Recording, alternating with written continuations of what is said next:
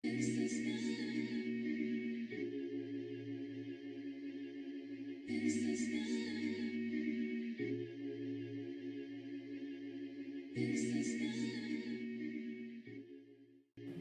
and Black Power family. Welcome to another Sarnetta TV House of Consciousness production. Peace and Black Power family. Welcome to another Sarnetta TV House of Consciousness. Peace and Black Power family. Welcome to another Sarnetta TV House of Consciousness. But you can't continue being a victim. Now let's forgive the white man. Let's trust him again. Hold on. Just hold on, watch it. Hold on for me. Hold on. No, that's that real shit. Hold on. Let me say this. I'm gonna let you go. After 400 years of being mistreated, miseducated, now we want to give him a pass. Let's give him a pass now. 2016, so you're gonna continue to say that because of what we've gone through for you. There is racism. It's clear. But you have to take responsibility for yourself. You can't. You meant to call it peace and wartime. Before we get into the clip that I want to use, I wanted to ask the question again. And if you've seen the intro, this is a question that I'm asking. What are the Black Power House of Consciousness rules? Because there seems to be some problems here as far as this whole thing with Polite and this back and forth and all these type of shenanigans that been going on. And I know the first thing, all the videos I see, every time Sarnetta gets into it and other people come back, it's always, oh, they trying to tear the House of Consciousness down. No, this is about you. Because if it was about the House of Consciousness per se, the people would be getting singled out. You got some people that do lump everybody up into a big ball, but that's not really accurate, especially if it's people who just came through every now and then, or people who just sat down and shot the issue with you, talked a little something, dropped a little knowledge and went on. I don't consider those people, like Chief X says, a staple. When you talking about a staple, that's like having a bunch of horses in a stable, and these are race horses. We speaking about the ones that's a constant, that's constantly in the race, and people are constantly betting on these particular horses. Just using an example, not saying that any of my people or human beings who came through there are horses, including myself. So that's just using an example. But what I'm hearing is Sarnetta is crying victim.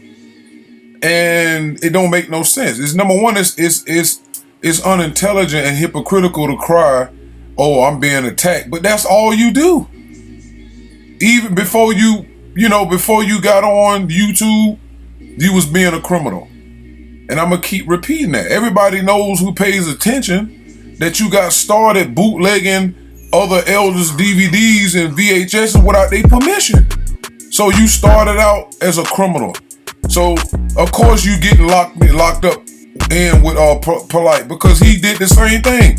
Criminals go where criminals are allowed to thrive. The same way these hotep hustlers from all walks of life come to the conscious community. It ain't that they come to the conscious community, they come to you.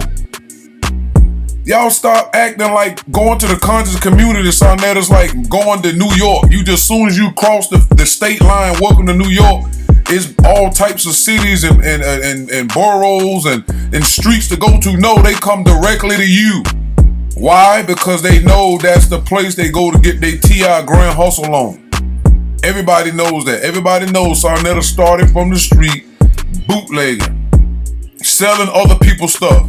You don't have no creativity. Inky was not lying when he said that about Polite, because both of y'all the same. You say you got some of the smartest people in your chat. Well, guess what? I'm one of them, because we see all of the foolishness. So guess what time it is? It's called judgment time. You're being judged. We 59 years into that. And it's going to be nasty for the next 164 days. People ain't going to believe all of the information that's going to come out and being exposed. Inky's spirit is making him tell. That's what y'all witnessing. Y'all don't even know what's going on because you're not spiritual.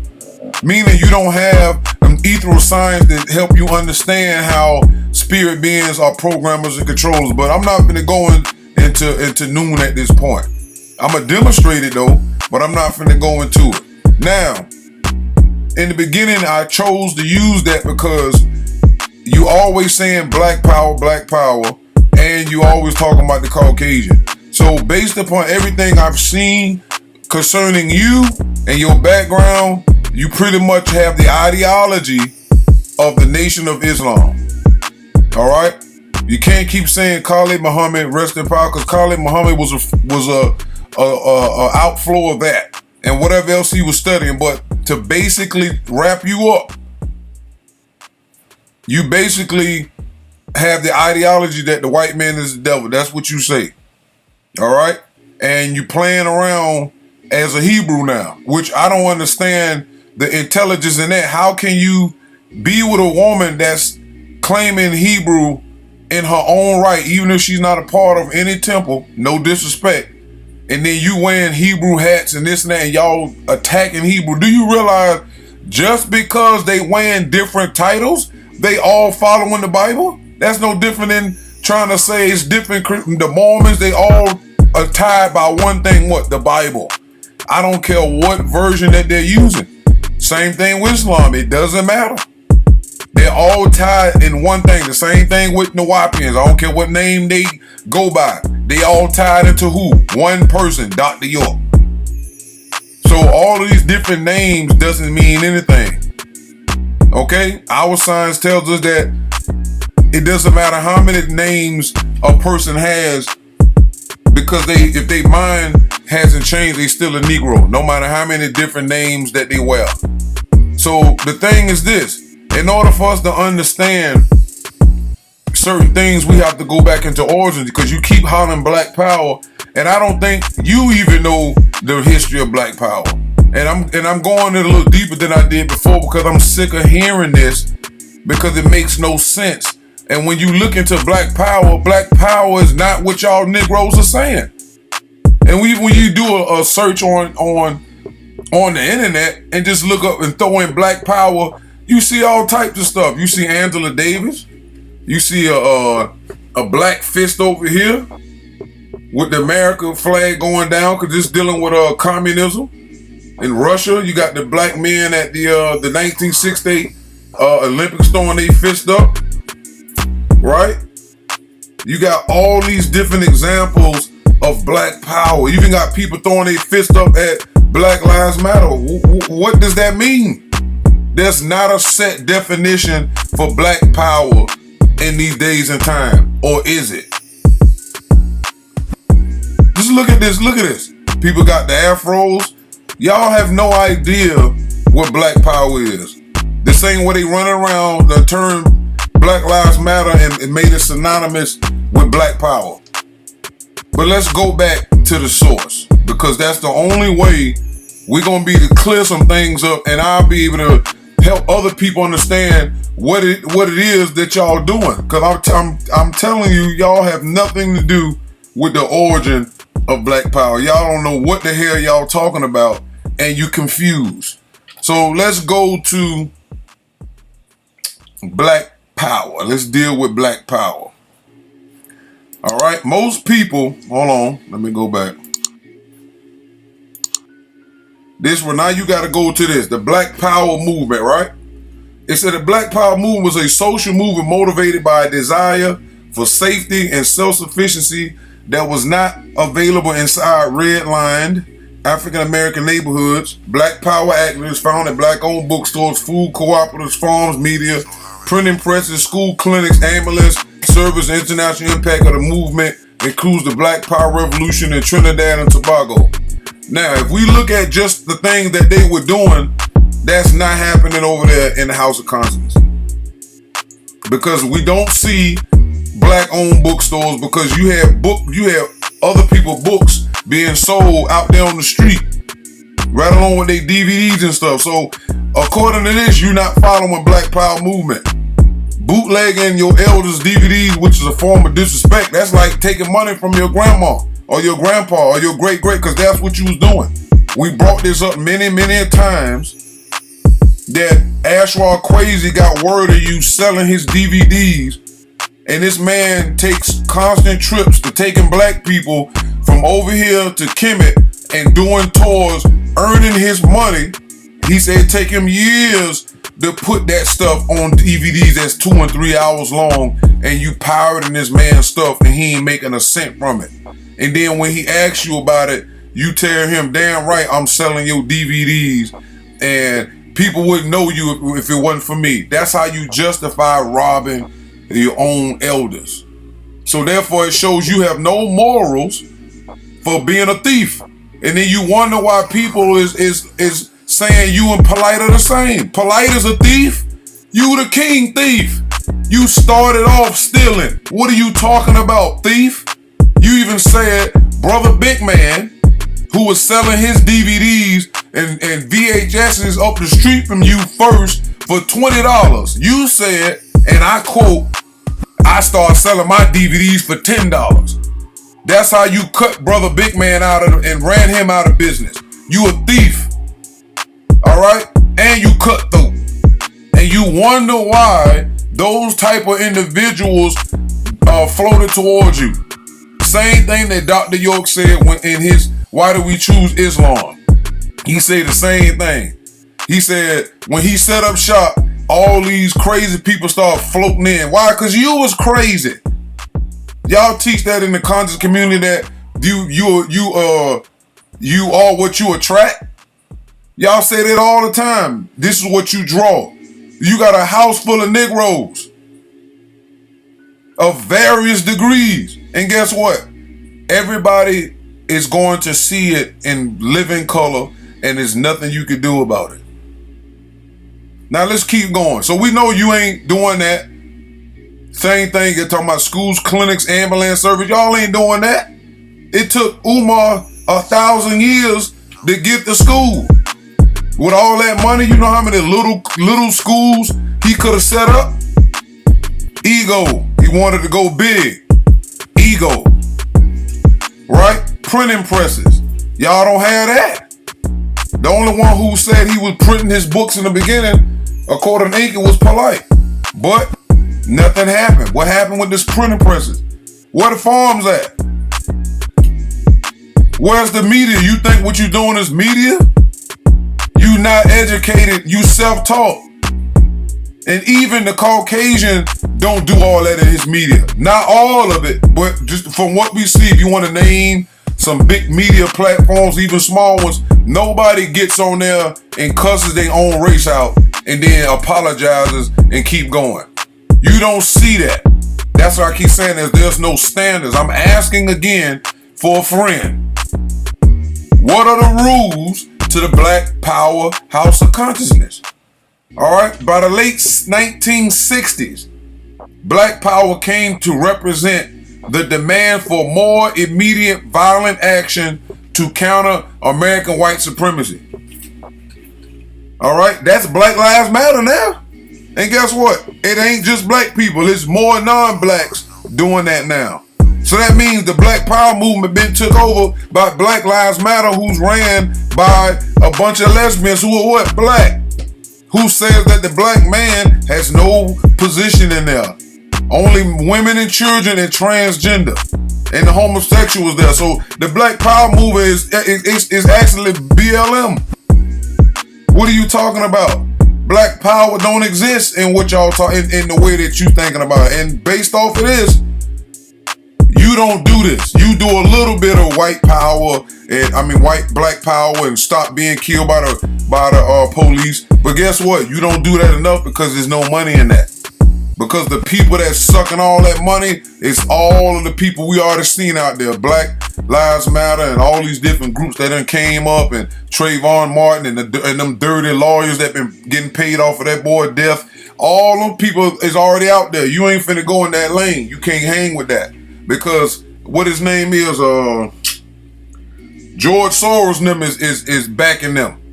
So that you can't make your money over there. So the debate, which is in your world, is keeping black people and non-blacks who think they black who think they African, debating and arguing with each other, right? Like yourself, because you're not black. You don't have no kinky hair. So you're not part of the African race. I don't understand how you in position. You even said you was no damn African. And people who out there who been around, they know you said that. Okay, but let's keep going.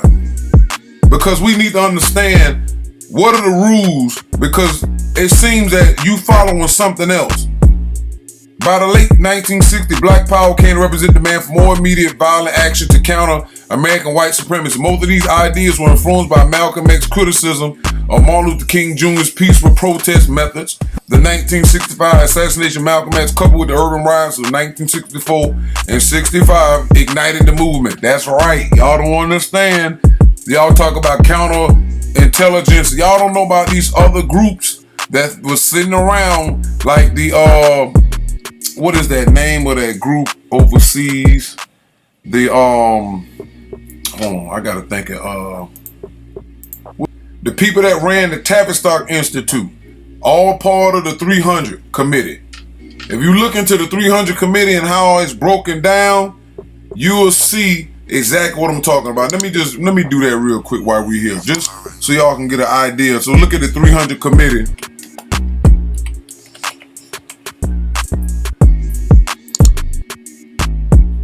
Let me see if we can get a clear, because all these organizations are part of all of the food. So you got the Committee 300 up here, United Nations, and all its subsidiaries. We went through this when we was talking about Agenda 21 and Sustainable Development Goals and all that stuff that they're doing. They're the ones who pushing all this crap, the deep state, right? But when you jump through, all these people are connected. The Bilderberg, the Anti-Defamation League, the Roundtable, the Trilateral Commission, CFR, Council on Foreign Relations.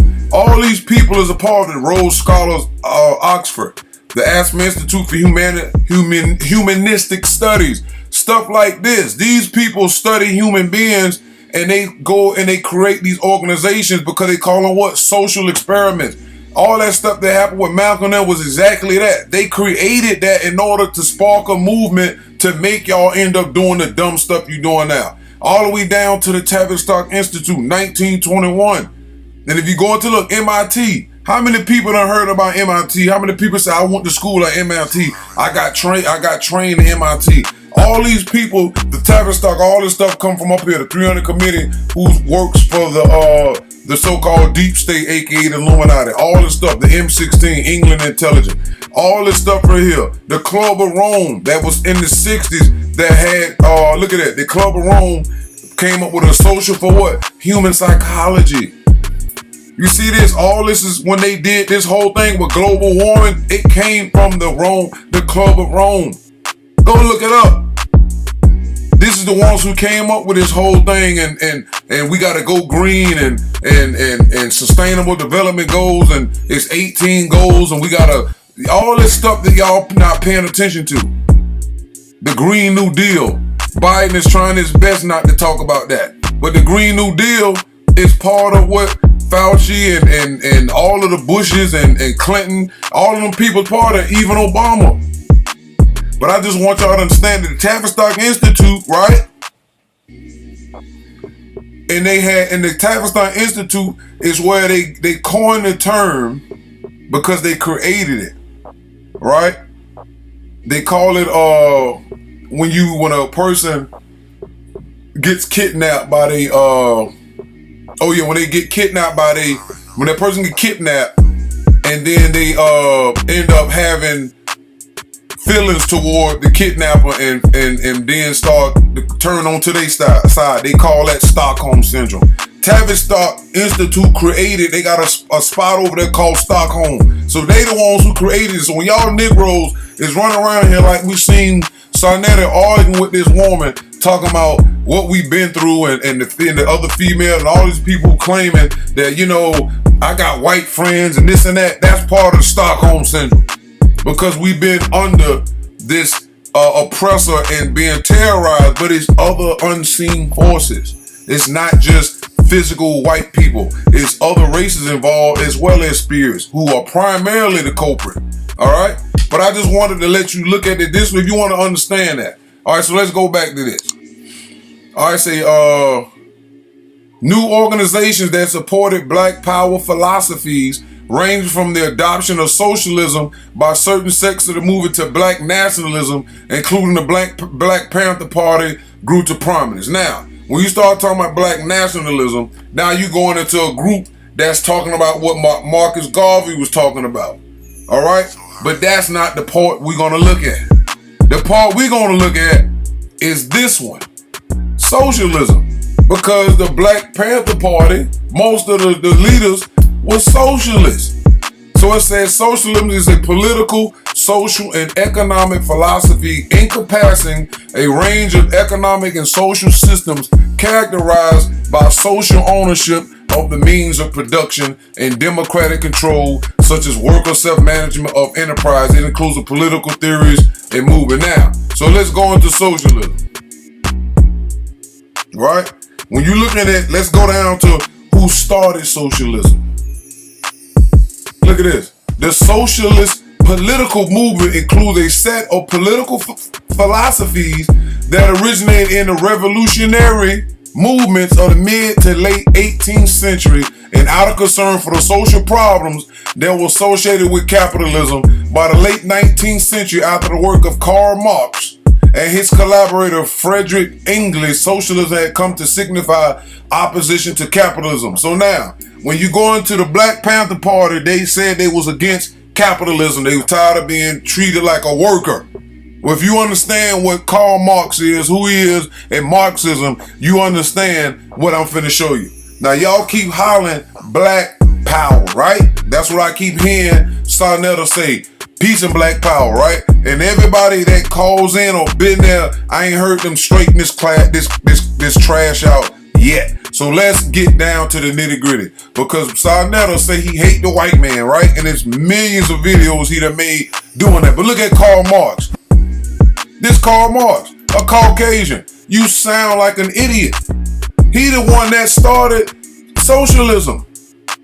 And the Black Panthers was a part of socialism. They had socialism in there and Pan-Africanism.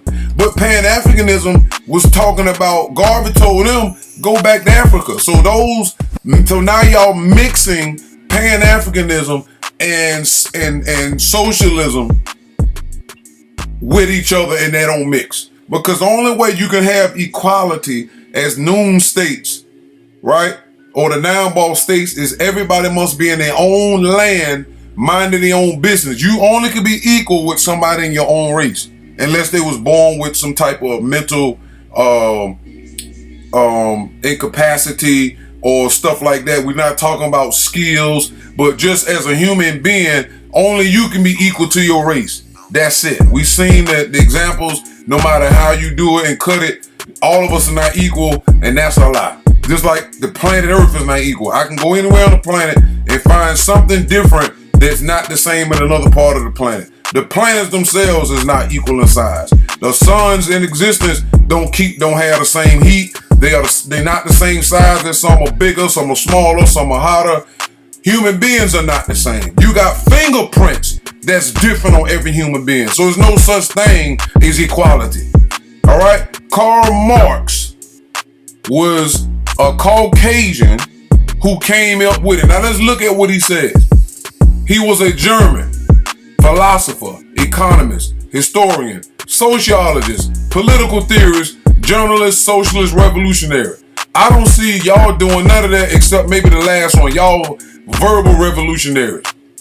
Y'all, some of this, what y'all calling philosophers, is not philosophers. You got Dr. Reggie talks about the economy and stuff like, but they don't want to go back to Africa. And Reggie's not African either as far as Kiki Harris is concerned. No disrespect to him.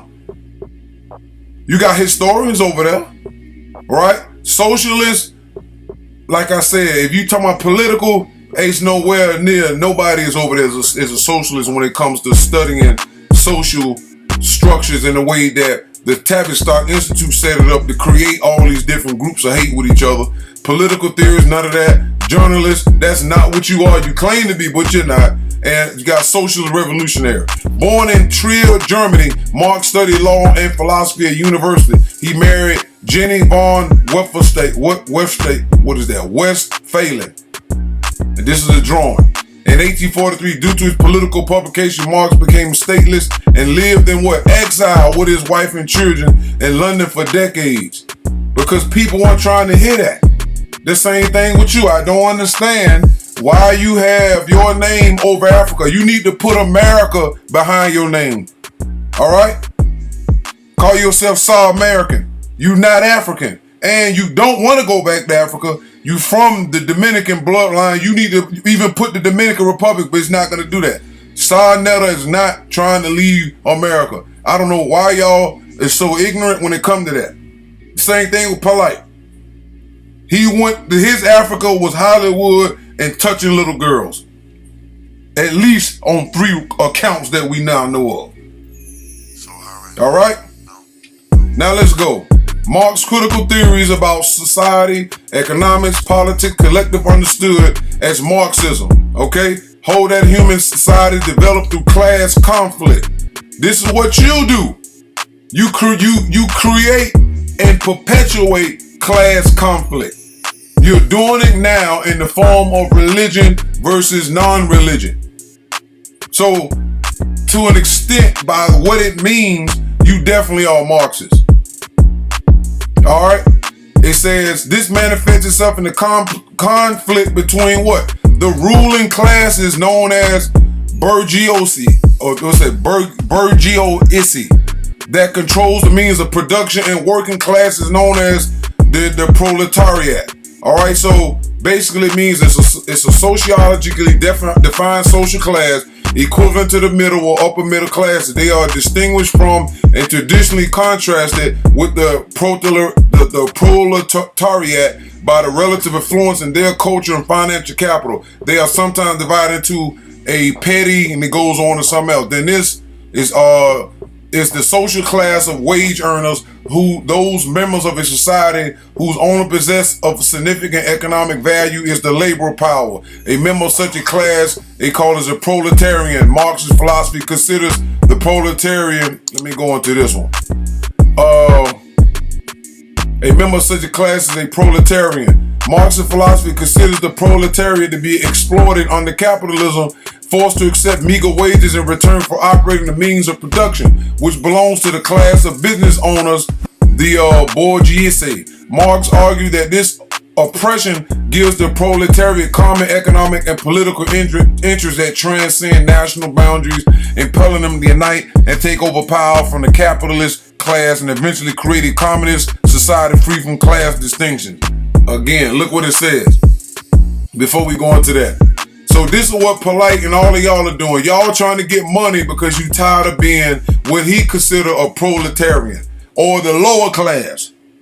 All right? You see how y'all playing out what they call Marxism? He calls it the low wages is called a proletarian. All right? Now look at this. The proletariat constituted a social class of Roman citizens who own little or no property. So now, not just black people, all of us who are considered low class is still living how they lived in Rome. Because America has components of Rome and Greece. This is why the homosexuality is so strong, because Rome and Greece was into that real heavy in the public. Just like Kemet, in different times of rulership, they was engaging in it, but they hid it behind the type of animals that they chose to as they face of gods. The Romans and the Greeks showed it in their architecture, and they walked around in right in front of you. You see men with the little boys and all of that. In Kemet and other places, they hid it. There's no way around that. All right, so now we looking at what we talking about Marxism. It's a form of socialism, and that is what the Black Panther Party got their black power stuff from. So now it makes no sense. All right, but so before we jump into the next point, I'm gonna throw a clip in here talking about the history of Karl Marx, and then I'm gonna throw a clip in there with Bobby Seale giving y'all the 10-point program of the Black Panthers, and then I'm gonna go into that clip that I originally inspired me to do this video. Truman to call the peace and wartime. So it turns out Karl Marx hated the poor, was a giant racist, and abandoned his son. We'll talk about that on this episode of Stopping Socialism TV. Before we get into all of that, though, we've got to tell you, YouTube is not doing us any favors when it comes to showing our videos to different people. So we need you. We need your help. You need to share this content. Like it when you see it on Facebook, and most importantly, subscribe. You have to become a subscriber so that our content will filter into all of your, suggested videos that they want you to watch. So I just want to put that little disclaimer out here up front before we jump into Karl Marx's dark past. So Justin, maybe you can kick us off here. On StoppingSocialism.com, we have a number of these articles talking about Karl Marx, but if you're just going by like the media portrayal of him, he seems like he's fighting for the little guy, and we should be almost looking up to this guy. Yeah, the really interesting thing about Karl Marx is that there's this, I think, because of sort of what has happened in recent years and the American socialist movement and everything, and the way that it's being sold as this just incredibly compassionate, plea for providing people with higher wages and single payer healthcare and all this kind of stuff. People have this perception of Karl Marx and really most of the history of the socialist and communist movements throughout the world as being this very compassion-focused thing. But when you study the history of it, the vast majority of them were not compassionate. They were actually quite hostile towards other groups of people, and not just people who were rich, not just upper middle class people, but also poor people, also different racial groups that were considered to be sort of reactionaries, or people who were resistant to change, people who were anti-revolutionary, people who did not want a dramatic overthrow of the existing order. Because you got to understand that that's really what, at the core of Marxism, they were all expecting for many, many decades, that there would be this radical transformation, and it would kind of happen somewhat suddenly. And so anyone who stood against revolution was considered to be part of the problem. If you're not with us, you're against us, that kind of thing. Even other socialists who weren't considered, radical enough were often ostracized from these communities. So these people were very, very radical, and they lived this out throughout their entire lives, and they viewed themselves as being radical, and they saw that as a good thing. And they were very open about their racism. They were very open about their views on society and family and all sorts of other things. And so these articles really help to illuminate the truth of who these people really are, using quotes from their own writings and things that they said in speeches and other things. So it's not us making this stuff up. This is what they said, and we're quoting them throughout all of these stories so that you can see the truth. Yeah, it was kind of a surprise to me when I was reading this article on StoppingSocialism.com. Karl Marx despised society's poorest people. So it kind of was a surprise to me to find out that, his idea of this socialist revolution was going to be propelled by the middle class. That he thought this was like a working class, a middle class thing that was going to, take the means of production and kind of take over the whole, economy, the whole society, right? And he's got this term for the people that he saw that were below that working class. And it's right here, the lumpen proletariat, which can be loosely translated to social scum, the dangerous class, the underclass, ragamuffin, riffraff, ragged proletariat.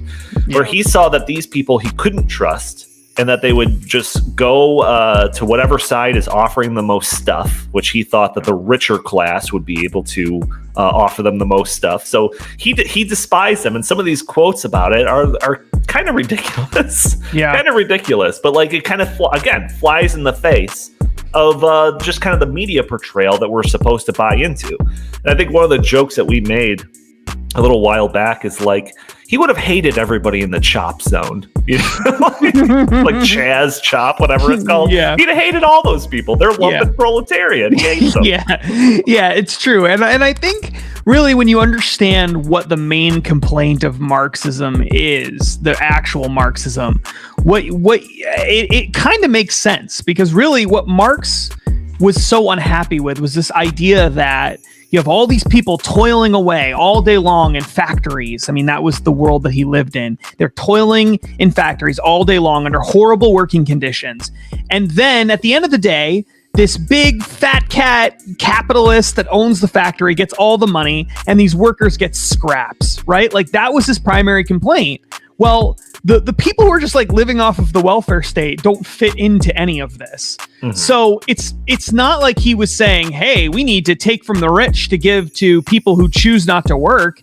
That's pretty much the modern socialist movement in many ways. Instead, he was saying, hey, we need to make sure that the workers get more money and share the wealth equally, because they're getting screwed by the factory. And so it's very much like this owner of the business versus the workers of the business, and the other people in society really didn't have anything to do with that part of it. Yeah, and then I think my favorite of these articles that we're talking about is like that he was a horrific racist. Because again, it's like, oh yeah, we need to go full steam into this like cultural Marxism, because minority status people are being oppressed. And it's just like, well, if you left it to Karl Marx, like he saw that certain people or certain races were like incompatible with like civilized society. And he really hated Jews too, which is... He really hated Jews. He really did. He hated them so much. It's really amazing. I mean, in fairness, he hated lots of racial groups. So he was pretty racist in general. But the groups that he seems to have hated the most were Jews, and Slavic groups and other Eastern Europeans. He really didn't like them. He saw them as being backwards people. He saw the Jews as being, very much like what you would hear from Hitler and other people later on, sort of controlling society and pulling the strings because they control the money and banking and all of this, the typical, like, the stereotypical crazy Jewish conspiracy theory stuff. He was very into all of that.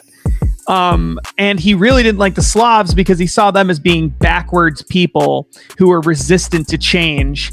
And remember, that was a key theme of all of this. He wants change. He wants radical change. He wants to upend the social order entirely. And so any group of people that were standing in the way of that, and he saw that as, some societies are going to advance faster than other societies, and the slower societies are dragging down all the faster ones.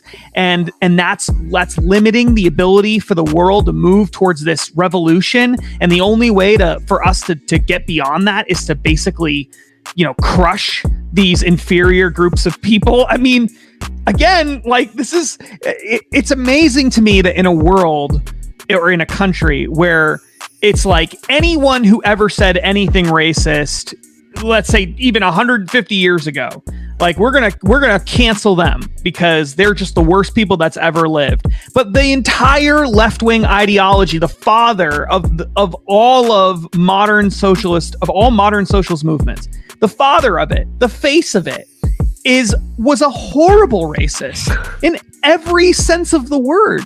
And not only was he just like a racist, but he was also, it was deeply a part of his ideology too. It was part of his understanding of how the world will progress. He saw himself as being a sort of in line with Darwin, in that he believed in social Darwinism, and he sort of saw himself as seeing that kind of thing play out in society.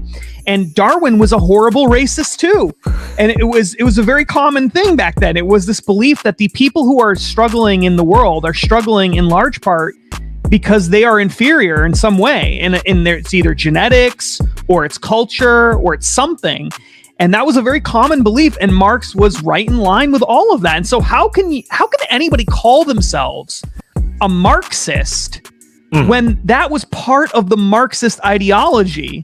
That's pretty astounding. It's not like when you say, well, George Washington owned slaves. It's like, that's true. And George Washington should not have owned slaves. But he himself admitted that it was a contradiction and that it was a problem and that they needed to do something about it. He wasn't like saying black people are scum of the earth all over the place. That wasn't part of his belief system per se. He was, probably a racist, like just about everybody in that period of time. But Karl Marx lived long after that. And it was part of his ideology to the point where you couldn't separate the two things out. And I think that's a hard thing for those people to overcome. It's just that nobody knows it. If people actually knew this and talked about it, it would be very hard for socialists to distance themselves from this, since he is so intricately tied to their entire belief system. Peace and wartime. So we're back. And once again, just giving you a brief history of that. And if you look up into the Communist Manifesto, y'all have no idea what y'all talking about. And a lot of the people who done came on your show, they are very aware of Marxism and socialism. But a lot of them is starving to get some type of shine because they programmed by their spirits to come on there to keep giving you all of this attention. And you're a horrible representation of black people trying to show that they're intelligent. How can people of other races even accept that we're intelligent when they got a buffoon that's always out there cussing like a sailor, disrespecting his own women, even if they are saying the things and doing certain things? You don't have no standards. Like you said on your the video when you went live earlier, you was a low down dirty nigga. That's what you said. You said that about yourself. And sometimes I'm only human just like the rest of y'all. I never said I was an angel. I'm a goddamn low down nigga on the street too that's trying to make a difference in our community. Yes, I am. Giving back to my people. Yes, I does. Yes, I do. All right, so we just heard you say that. And I'm not taking that out of context. And I even commented under that video telling you that's insanity. Low down dirty people can't do good for other people.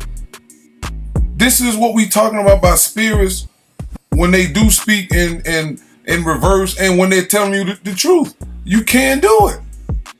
We watched you for years. All you've done is cause more problems than you solved. That's what we trying to tell you. Your situation of what you've been doing all this time has been nothing but drama. That's it. You define your own self. Again, people know you by the company you keep. People know you by the actions you commit. Same thing with Polite. You are very much to blame because you seen it.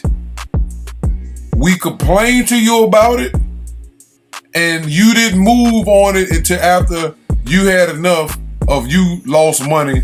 And again, y'all came back together because it was something in it for both of y'all. But the point is, you don't have no morals and you don't have no standards.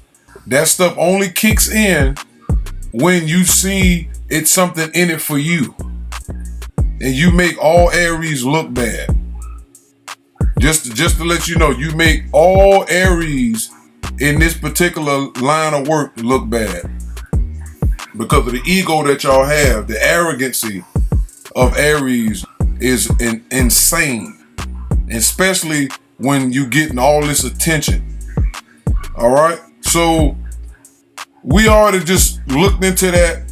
Again, you don't even understand that y'all saying Black Power coming from the Black Panther Party and even a book way before then in the late 1950s, and it became popularized by people in the different movements. So once again, it's showing and proving you don't have any rules, right? You saying Black Power, so what we're gonna do is watch a clip of Bobby Seals and them and the 10-point power plan, and then I'm gonna come back after that.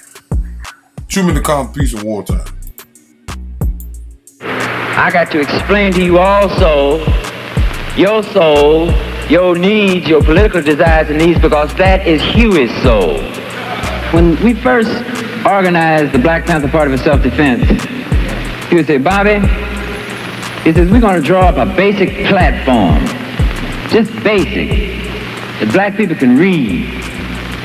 He says, we don't want to go real elaborate with all these essays and dissertations and all this stuff, because the brother going to look at that and he can say, man, I ain't got time for that. I got to go see what I can do for myself. He said, just a basic platform that the mothers who struggle hard to raise us, that the fathers who worked hard, that the young brothers in school who come out of school semi-illiterate. He would say, we want freedom, we want power to determine the destiny of our black community. Full employment for our people. Number 3, we want housing fit, decent housing fit for shelter of human beings. Number 4, we want all black men to be exempt from military service. Number 5,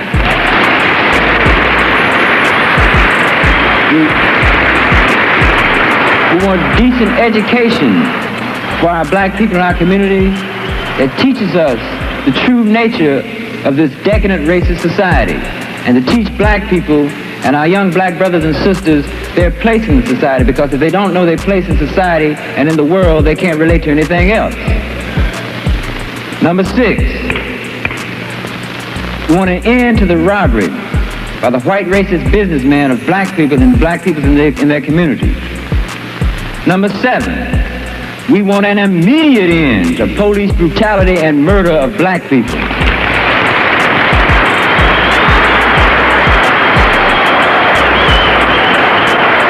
8, we want all black men held in county, state, federal jails and prisons to be released because they have not had a fair trial, because they've been tried by all white juries, and that's just like being tried in Germany being a Jew. Number 8, we want black people, number 9, when brought to trial, to be tried by members of their peers. And a peer being one who comes from the same economic, social, religious, historical, and racial background.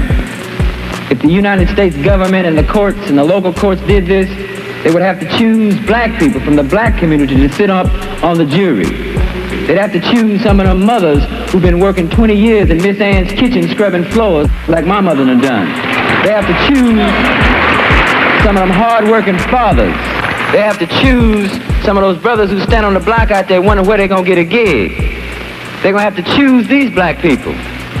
And number 10, he would say, let's just summarize it.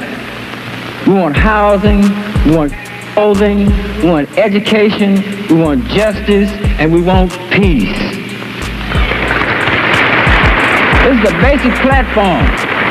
In case you never knew it or not, of all the things that you've heard in the press, of all the derogatory statements that's been made in the press about Brother Huey P. Newton and I, of all these derogatory statements to guide you away from seeing this basic platform that Huey was talking about for his own people. We have to learn to look through the white press. We have to learn to see what's going on. Now, out of this platform, Huey P. Newton realized that it was necessary for us to start working on these points, these 10 points practically. Remember number 7?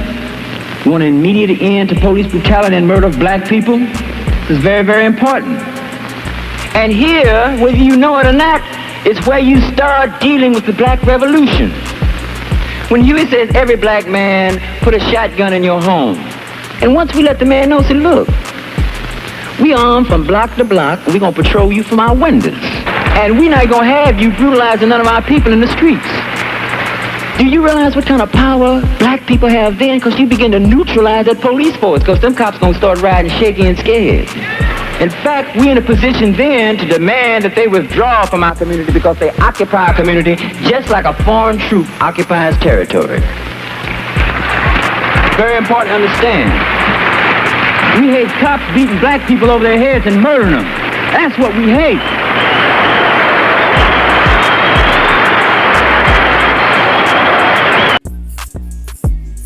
Again, look at the title.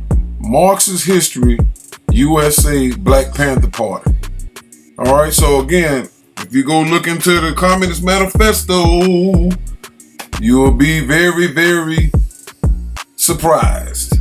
But let's look at the 10 points, right? We want freedom, we want power to determine the destiny of our black community. You say that, you participate in certain things, but that ain't you. Alright? That ain't you. We want full employment for our people. Right? We believe the federal government is responsible and obligated to give every man employment or guaranteed income. That ain't gonna happen. That's your natural enemy. We believe that if the white American business will not give full employment, which they ain't haven't. Look at your neighborhood. They let everybody in there. There's a bodega there. They not black. They not African. They not kinky hair. Y'all got this messed up mentality thinking that because a lot of people live with us and amongst us for years, that make them you. No, y'all only are similar or relatable in forms of poverty. Because if people got millions and millions of dollars or means to an end and they intelligent, they not gonna stay in them same kind of conditions. Or they're gonna improve their conditions in their neighborhood, and those who don't want to do the right thing is gonna keep causing problems to keep the neighborhood worse, and y'all gonna have to get rid of them. So we know that this is not what you not saying that. You just talking. You ain't trying to get employment because you getting paid off of YouTube and whatever other scams you had going on. So this is not you. But look at the next one. We want an end to the robbery by the capitalists of our black community. That's polite all day. And you. All these people. This is y'all. Everybody knows that.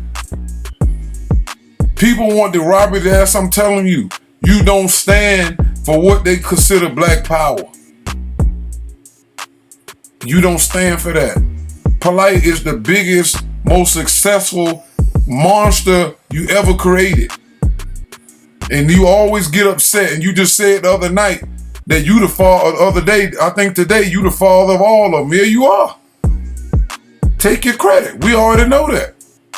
So if you want to take the credit as being the father, take the credit for being everything else that come with your creation. How you gonna say you created them?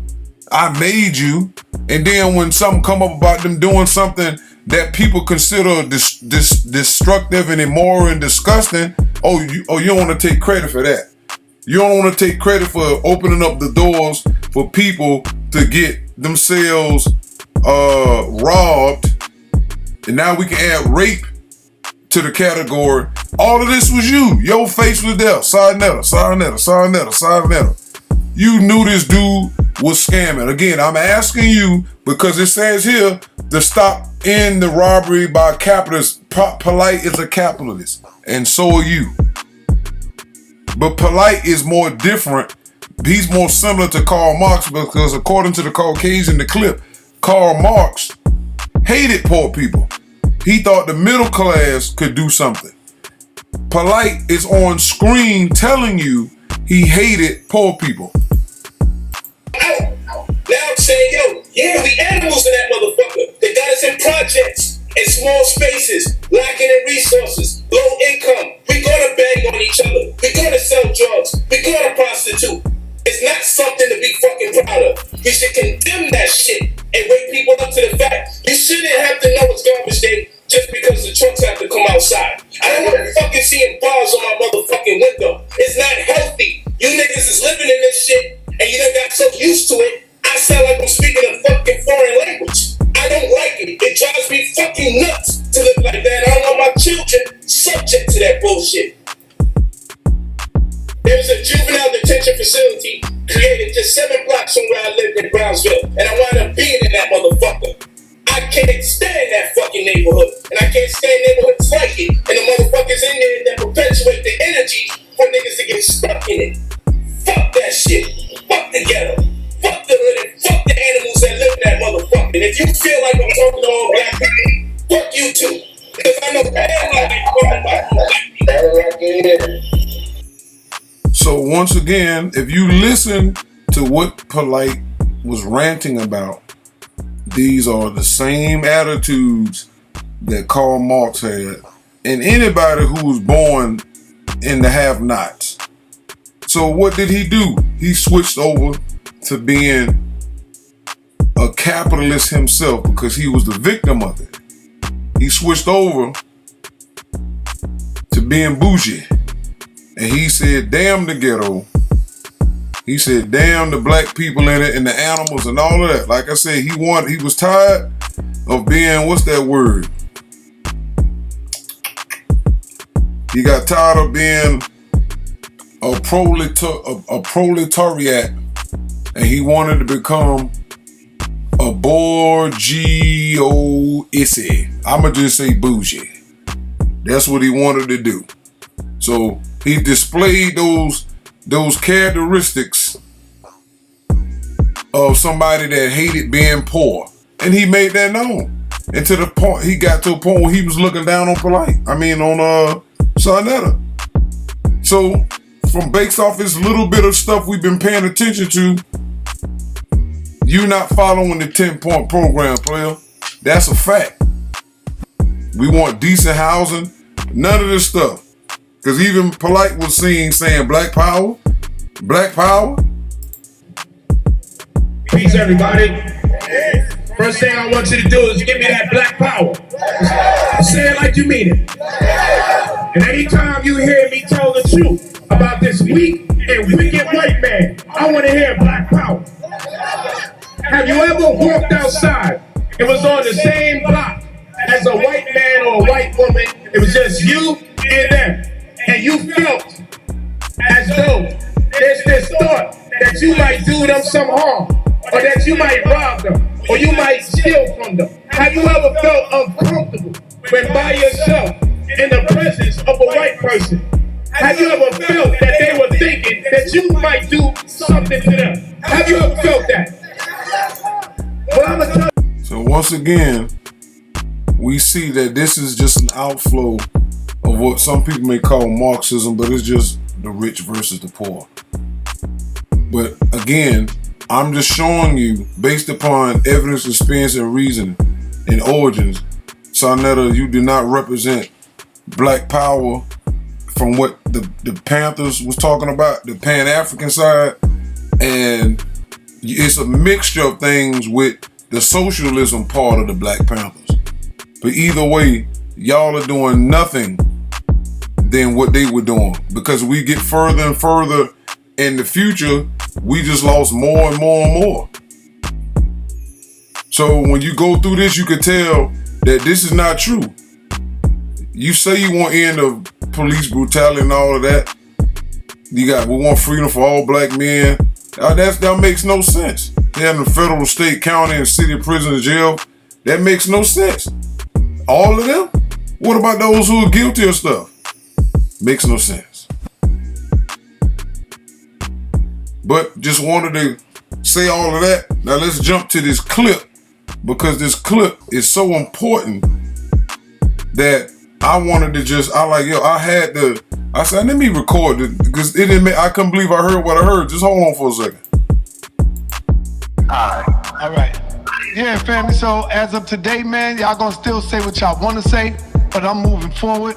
I'm no longer affiliated with Polite.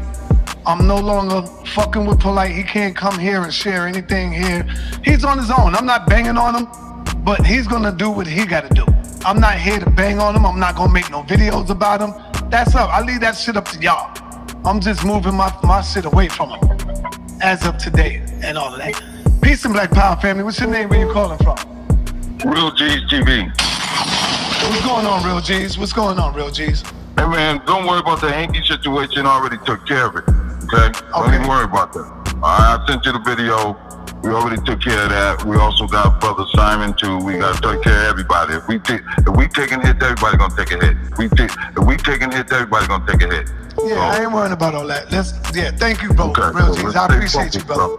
All right, so that's what I would call a what the F moment, because the dude just basically confirmed what Inky was saying on Tahaka, because Tahaka said they've been trying to blackball and quiet him for years.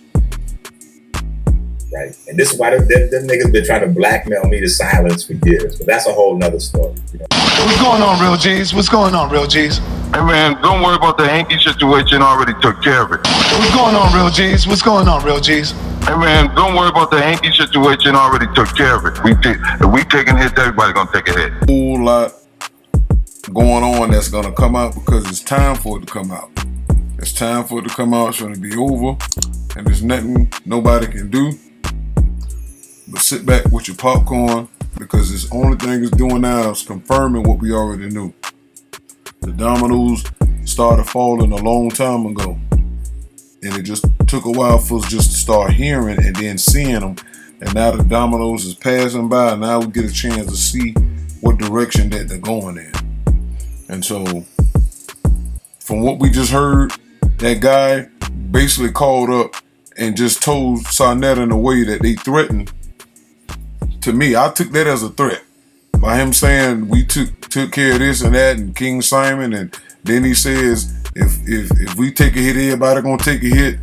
That don't sound good. That's very incriminating, and everything you doing, Sarnetta, with all these your spirits is just making all y'all tell on each other. That's all this is. It's gonna get more and more and more and more and more until it's nothing else. The time of the Savior has passed, and Sarnetta, the House of Consonants, is a savior, a paradigm. That's why he said if something happened to him, who else gonna step up? This is what happens. Y'all not teaching liberation information. Y'all teaching savior salvation. And all of y'all are sitting in the deceiver's seat. While you picking at all these other religious people, y'all are a digital version of a bigger version. It's nothing you can do, because Polite didn't get here by herself. And so with that said, true men to call in peace in war times.